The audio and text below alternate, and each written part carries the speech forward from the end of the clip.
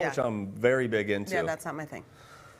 Anyway, we'll do some taste tests a little bit later on, but look on store shelves for those things to be coming very soon. That sounds very fun. This time of year can be stressful for anyone. I might argue that every time of year can be stressful for everyone. And it's kind of stressful for everyone. But really, you know, the summer's coming to an end.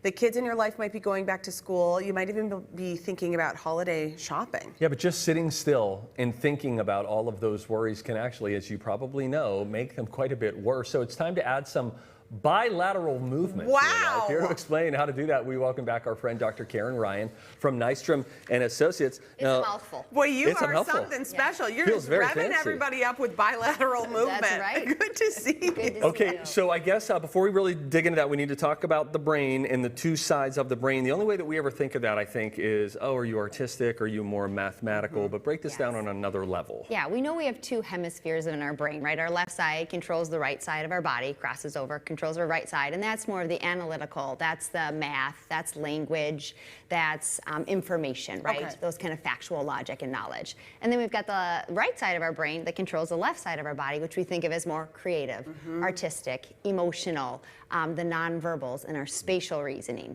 And so they always are kind of working together. But sometimes when we're stressed, we get in a loop. So does that loop mean, do we get stuck on one side of the brain?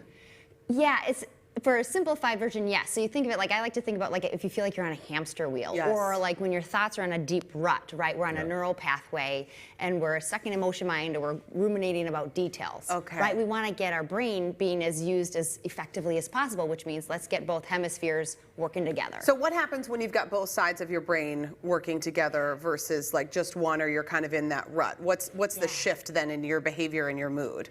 Yeah, we tend to be more effective problem solvers because we can kind of listen to our intuition and we're in touch with our emotions and creativity, but then we're also kind of thinking through the facts and the details. So I don't know if you've ever gone on a walk or a run and you felt like you kind of had some clarity.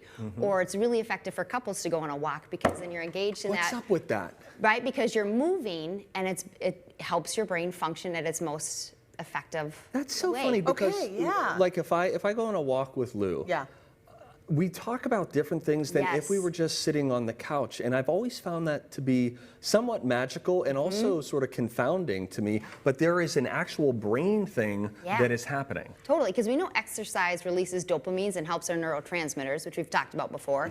But this bilateral movement helps really activate all parts of our brain. And the more we're using, the more neurons, the better we are. Okay, so back up a second on the bilateral movement. Is that relating to your brain or your body or both? What's happening? The bilateral movement simply means both sides of your body. Okay. Right? And so when you think about, some cultures do like drumming for healing, or people will go on voyages. And fidgets, that's one of the reasons, like fidgets, we have a fidget with us are today. really helpful. One of the kids brought a fidget with us today. Really? And that's interesting. Yeah, you're right. You're like using both sides of your hands, and then like it can take their stress away. Yeah.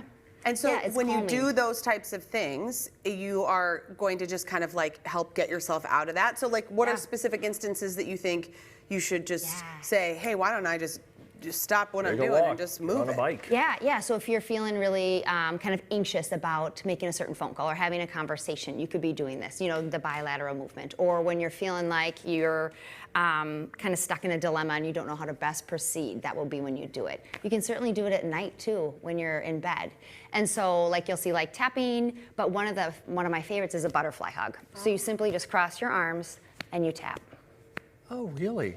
I keep seeing this, Dr. Ryan, on Instagram. You mentioned tapping, which I didn't really know about maybe a couple months ago. People are very into this. And I see these videos on Instagram of people like doing this. Can you, I mean, we have like 30 seconds. Can you explain what's happening? Yeah, that's a similar thing where it's kind of activating different parts of your brain, and there's spots of our body that are more calming.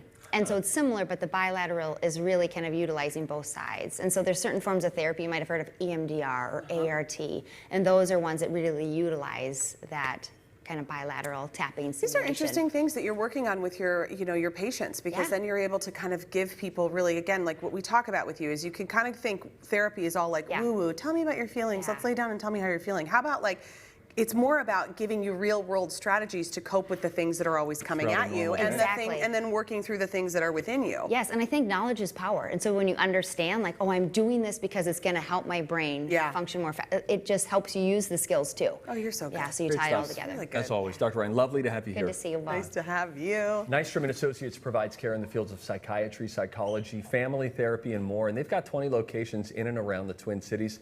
They work with couples, families, individuals of all ages. So if you're struggling with stress, anxiety, depression, addiction, reach out to them and don't put it off another day. Yeah, do it today.